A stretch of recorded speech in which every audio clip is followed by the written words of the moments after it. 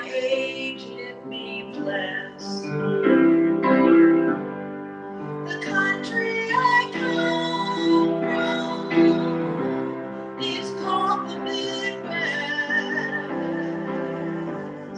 As taught and brought up there, the laws to abide. And the land that I live in has God on its side. Oh, the history books tell it, they tell it so well. The cavalry's true, the Indians fell. The cavalry's true, the Indians died. For the country was young, with God on its side. The Spanish American War had its day, and the Civil War too was soon laid away, and the names of the heroes I was made to memorize, with guns in their hands and God on their side. The First World War boys, it came and it went. The reason for fighting I never did get, but I learned to accept it with pride. For you don't count the dead when God's on your side. The Second World War came to an end. We forgave the Germans, and then we were friends. Though they murdered 6 million in the ovens they fried, the Germans now too have God on their side. I learned to hate the Russians all through my whole life. If another war comes, it's that we must fight. To hate them and fear them, to run and to hide, and accept it all bravely, with God on my side. But now we've got weapons of chemical dust. If fire them we're forced to, then fire them we must. One push of the button, they shot the world wide. And you never ask questions when God's on your side.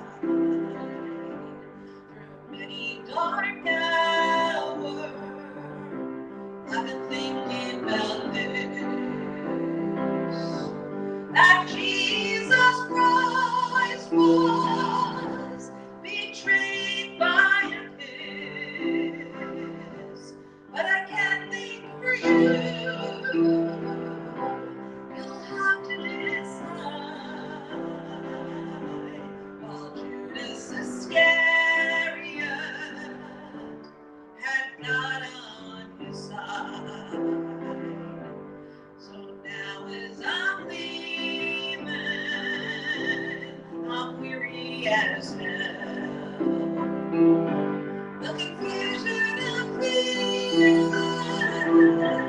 ain't no time to tell. The words fill my head, they fall to the floor. That if God's on our side, he'll stop the next war.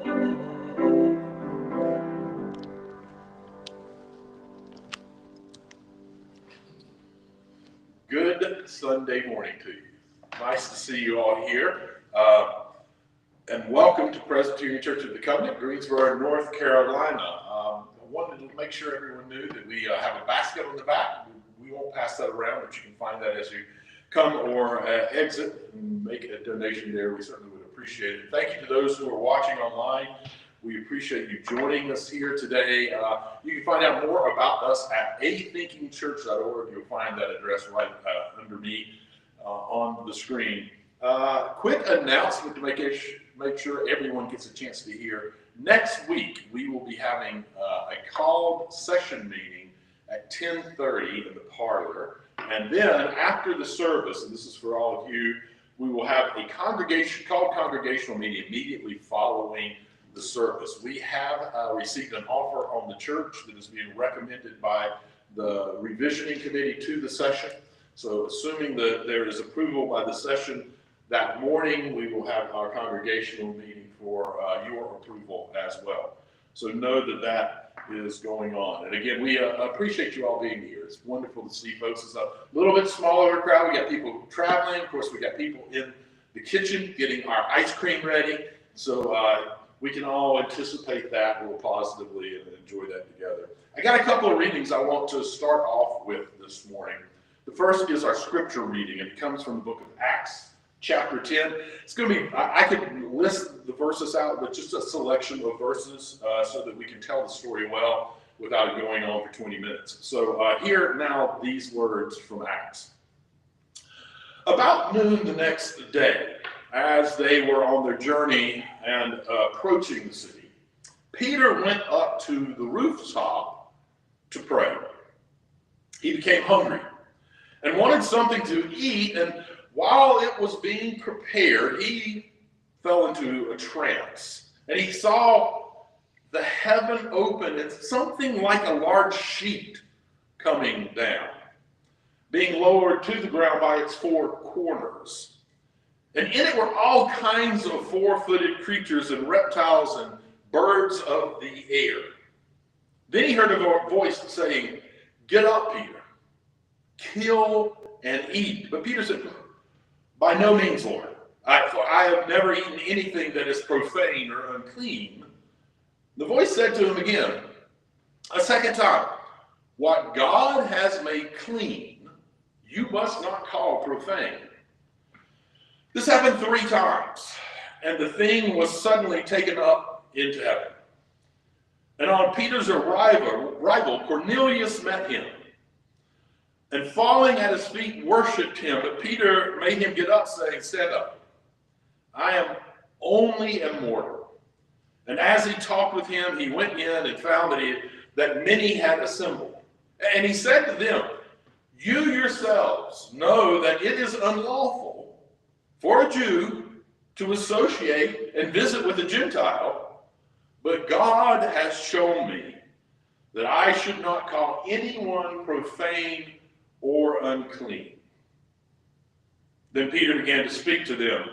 "I truly understand that God shows no partiality, but in every people, anyone who fears him and practices righteousness is acceptable to him." May we add blessing and understanding to the reading of these words. I also want to read an excerpt from a book by a gentleman by the name of Ibu Patel. He's the founder of the Interfaith America organization, and his book is entitled Acts of Faith, The Story of an American Muslim, the Struggle for the Soul of a Generation.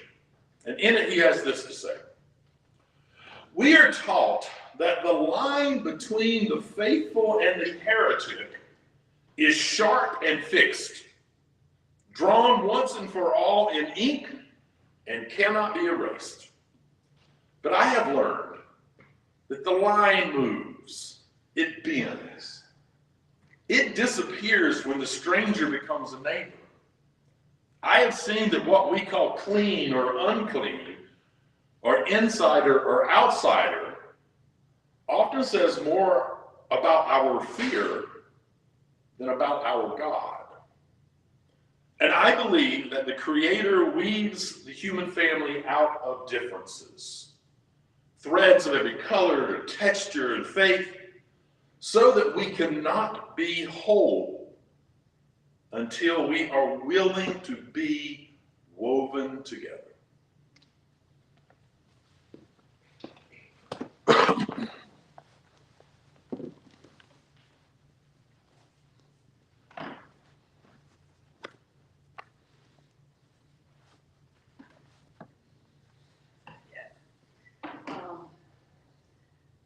My son visited, he was in Europe and he had an Airbnb in London and discovered that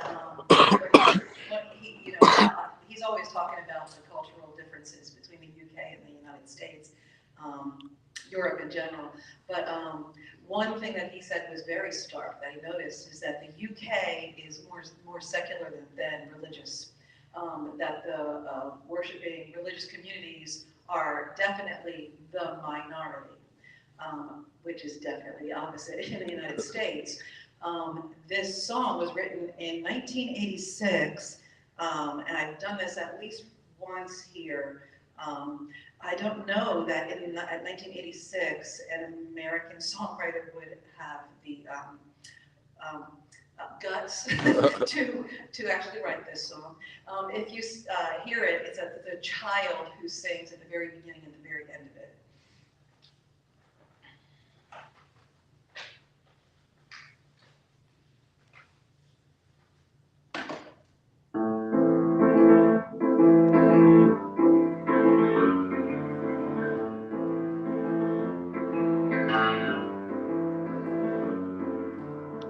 Dear God, hope you got the letter, and I pray you can make it better down here. I don't need a big reduction in the price of beer, but all the people you make in your image, they're starving on their feet, 'cause they don't get enough to eat from God. I can't believe in you.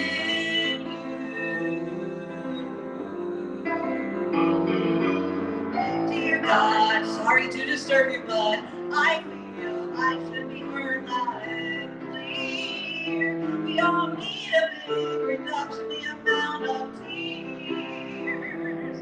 All the people that you made in your image, see them fighting on the street, 'cause they can't make opinions mean about God. I can't believe in you.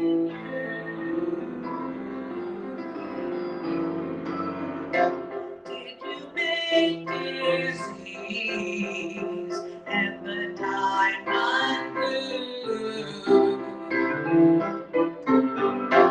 Did you make mankind after we made you?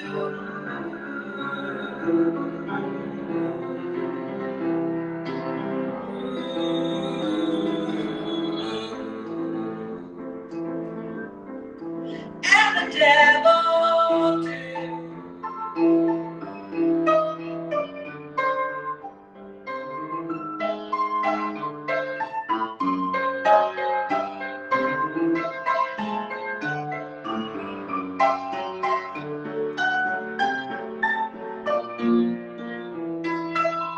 Dear God, don't you even notice, but your name is on a lot of quotes in this book. Us crazy humans wrote it, you should take a look. And all the people that you made in your image still believing that junk is true. But I know it ain't so to you, dear God. I can't believe it. I don't believe it.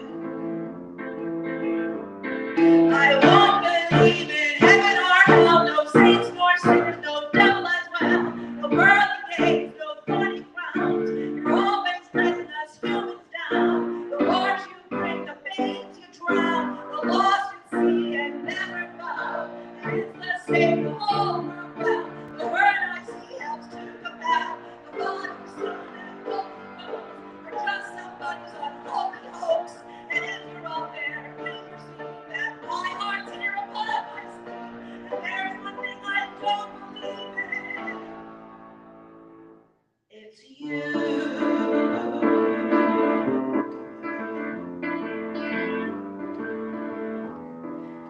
Dear God.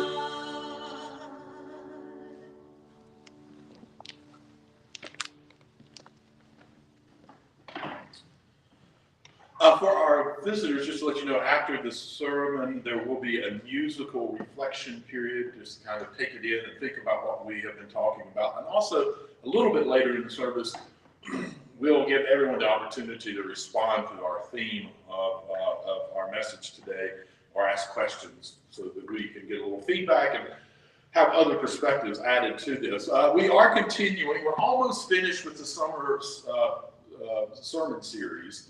That's based on a book that I believe is probably going to be published in the spring, it looks like. It's called The Sacred Undoing, Faith Beyond the BS. Today's sermon is entitled, The Sacred Isn't That Picky. So let's be honest. Religion has a bad habit of acting like a picky eater. You know the type, the one who sort of sits down at a perfectly good buffet and says, oh, no, I only eat certain kinds of food, and only eat the right kind of food, made the right way, and with the right seasoning, and blessed by all the right people. And I have to say, if the sacred is like that, we are all in trouble. But here's the good news. The sacred just isn't all that picky. See, we like to imagine God with a clipboard and a checklist, measuring the hymn links and taking notes of doctrinal purity and making sure we're following all of the unspoken dress codes for the faithful. And somewhere along the lines, we confuse the creator of the universe with sort of a mall cop at a Jesus-themed country club. And that's not just bad theology, that's sort of small theology.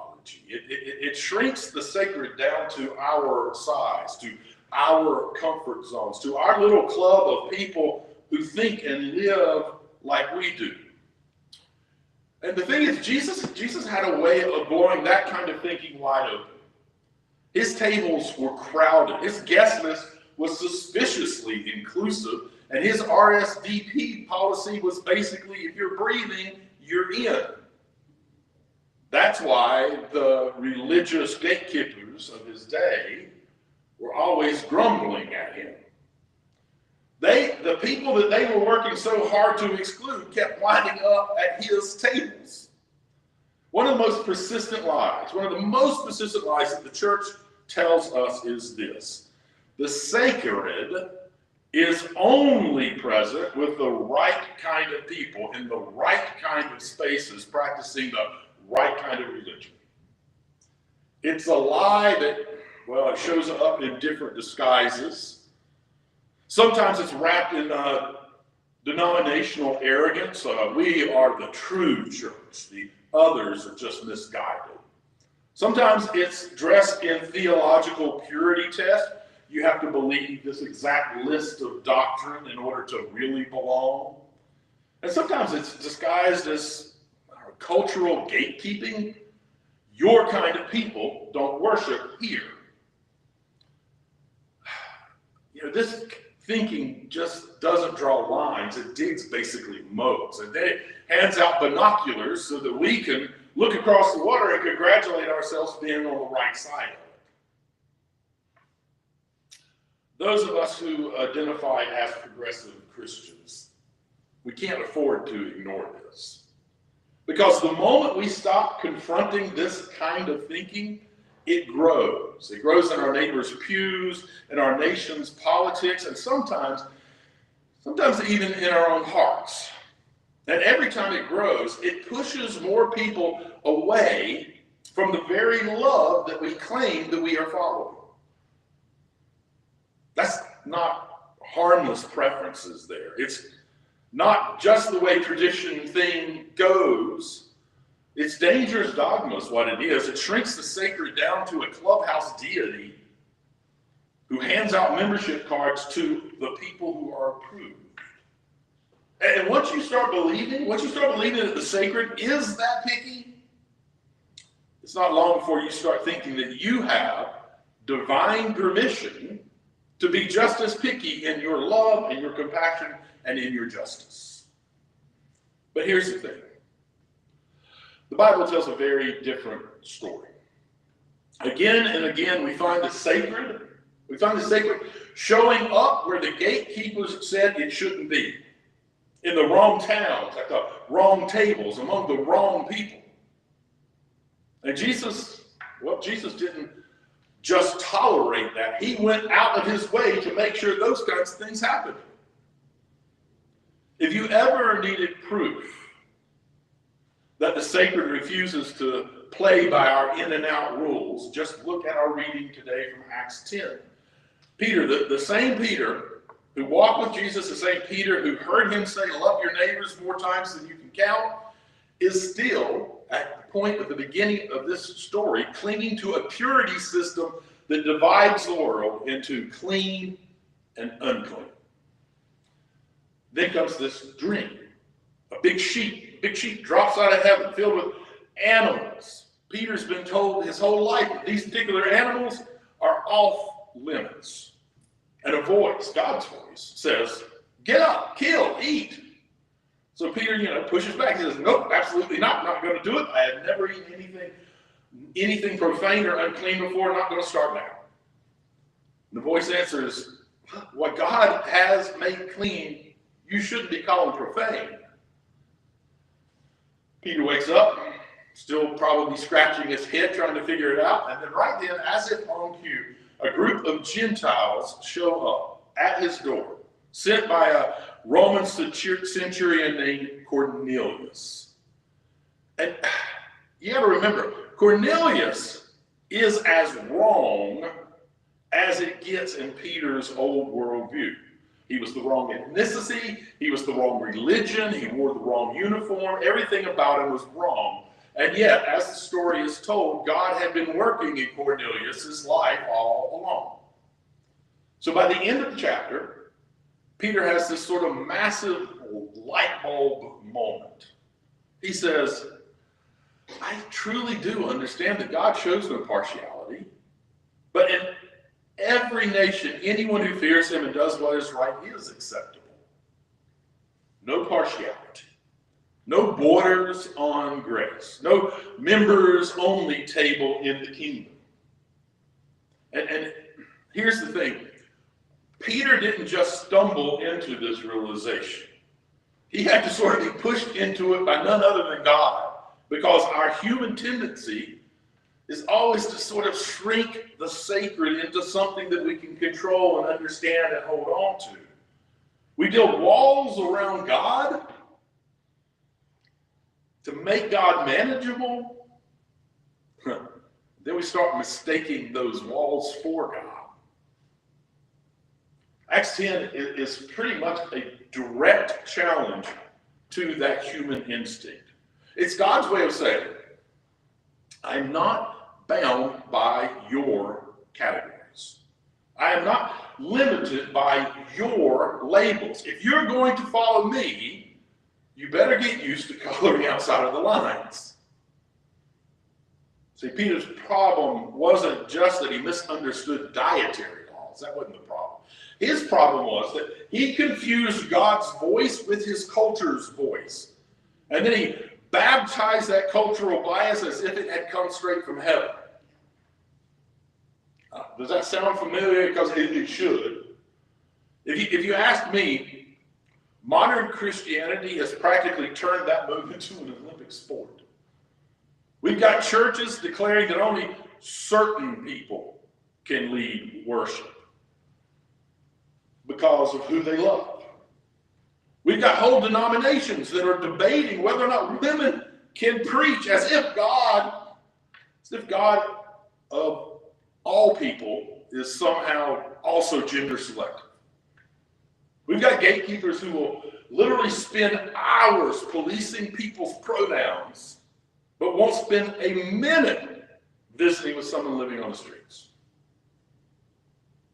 It's the same pattern that Peter fell into. Drawing lines around the sacred, lines that the sacred never drew. And if we're being honest, those lines have less to do with holiness and a whole lot more to do with holding on to power. And then Acts 10, it kind of explodes all of that. It reminds us that God doesn't wait for church boards to vote before showing up in people's lives. God doesn't wait for denominational polity to be updated. God doesn't even wait for the right person to say the right thing at the right time. And you see, that's dangerous news if you've built your entire identity around being a gatekeeper. But for the rest of us, it's actually incredibly freeing, or at least it should be. It means that we can quit wasting time defending imaginary boundaries and start joining the sacred in the wild work of love and of inclusion. If the sacred isn't all that picky, then we've got, some unlearning to do.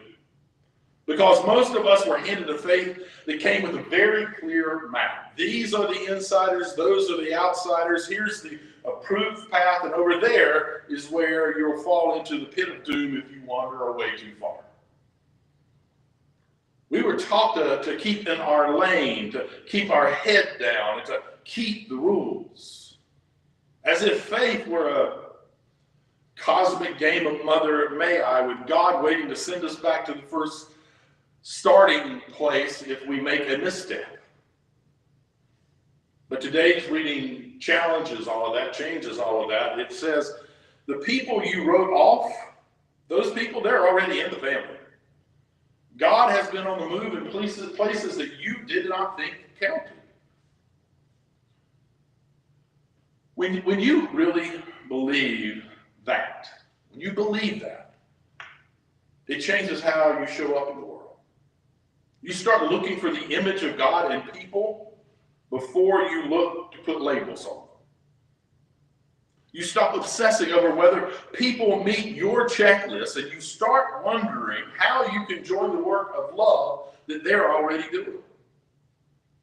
You quit trying to be the bouncer at the gates of heaven and start acting like the welcoming team. This isn't some anything goes free-for-all. It's a call to take love so seriously. Take love so seriously that you refuse to let some small-mindedness of religion control you to win. It's a commitment to even follow God into uncomfortable, inconvenient, and unpredictable places. Because that's where the sacred has always been the most at home. If the sacred isn't that picky, then I'd say neither should we be. We don't get to pick and choose who's worthy of dignity. We don't get to filter out the inconvenient people from our compassion. We don't get to pretend that the kingdom of God has an admissions department with our name on the door. And if that means our faith gets a little messy, well then so be it. If that means we get accused of watering it down or compromising truth, well so be it. Because the truth is this. When Jesus tore the curtain in the temple, he wasn't making a symbolic statement. He was letting the right kind of people in. He was saying everybody is in. The wall is gone. You can stop guarding that door now. They are all admitted. And that's not some kind of a theological footnote. That is a direct challenge to the way religion still operates today.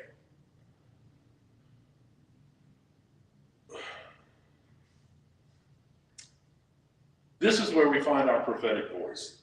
This is where we stop playing along with the smallest exclusions and start declaring the bigness of love's welcome. This is where we walk into the uncomfortable, the inconvenient, the unpredictable place and plant our feet, because that's exactly where the Spirit is already at work. And if people ask why we're there, why we're standing with folks that they say don't belong, we can tell them the truth.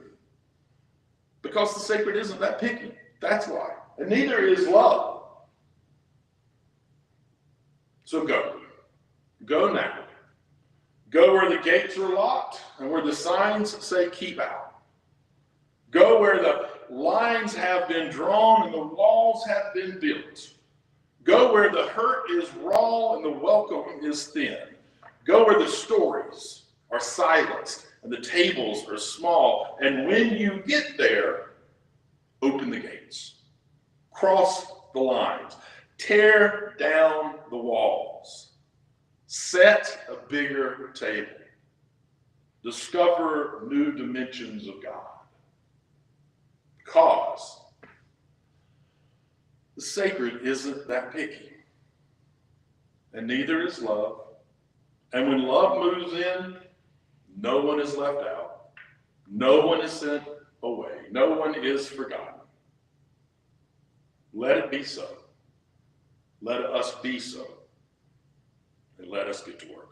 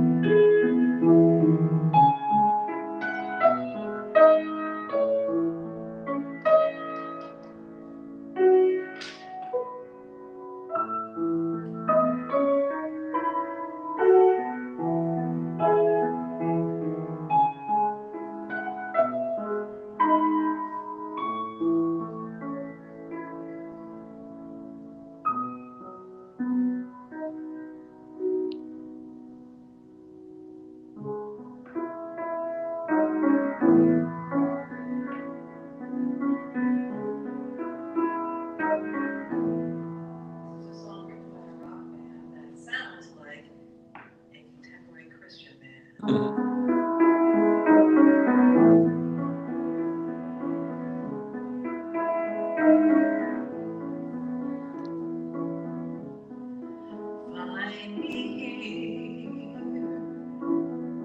next week.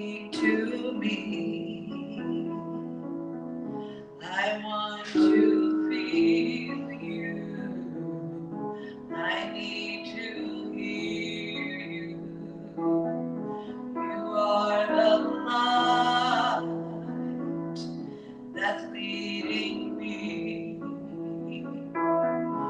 to the place where I find peace again.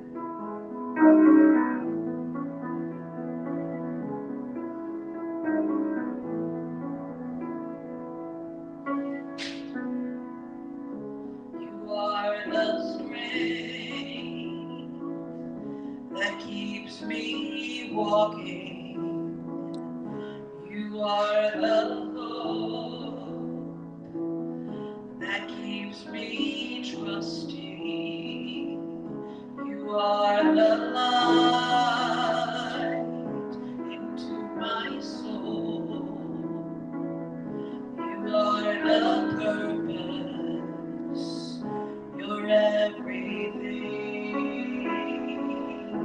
And how can I stand here with you and not be moved by you? Would you tell me, how could it be any better than this? Yeah.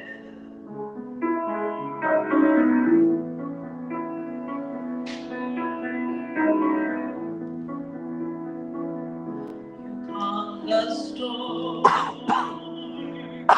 and you give me rest. You hold me in your hands. You won't let me fall. You still my heart, and you take my breath away. Would you take me in? Take me deeper now. And how can I stand here with you and not be moved by you? Would you tell me, how could it be any better than this? 'Cause you're all I want, you're all I need, you're everything, everything. You're all I want, you're all I need, you're everything, everything. And how can I stand here with you and not be moved by you? Would you tell me, how could it be nothing better than this? Any better than this? How can I stand here with you and not be moved by you? Would you tell me, how could it be any better than this?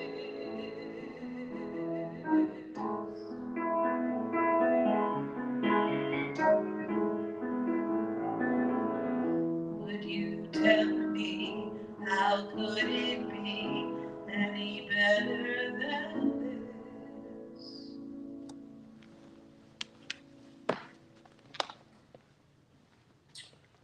In a moment, we're going to bow our heads together, and I invite you to receive this as a prayer or as a meditation, or again, just an opportunity to hold on to the words or the phrases that you need in this moment.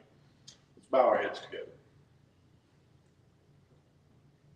The sacred has always been in the business of crossing lines we once thought were fixed, breaking open the fences built for control, setting tables in places declared off limits. May we be moved to see the wideness of welcome in every face encountered. May we be reminded that the sacred does not require paperwork before offering embrace. May we learn to love without measure, without borders, without fear of who sits beside us. In a world addicted to sorting and separating, may we take up the holy work of mixing and mingling, of listening and learning, of staying at the table, even when the conversation stretches us. Love is not picky. It pours into every corner, spills over the edges of every map, and refuses to be contained by our rules. May we follow where love leads. Amen. Receive this blessing. May you walk in harmony with each other and with creation, recognizing that we are one. And may you know love and happiness throughout your life. And may your words and your actions share that love and happiness with all of those you meet. Here's a song by a Christian band that sounds like a rock band.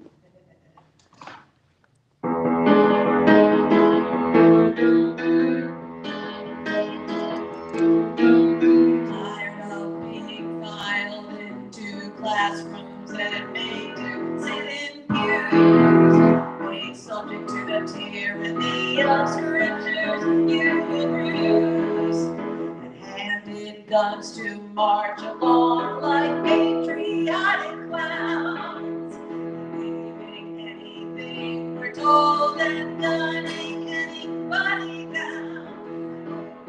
The flag has got something to do with me.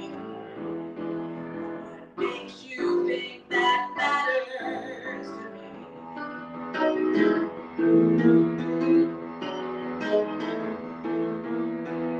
We're doing something right, no matter how bizarre. Make some stranger into a demon, because we're told that's what they are. And no one thinks to wonder why we become so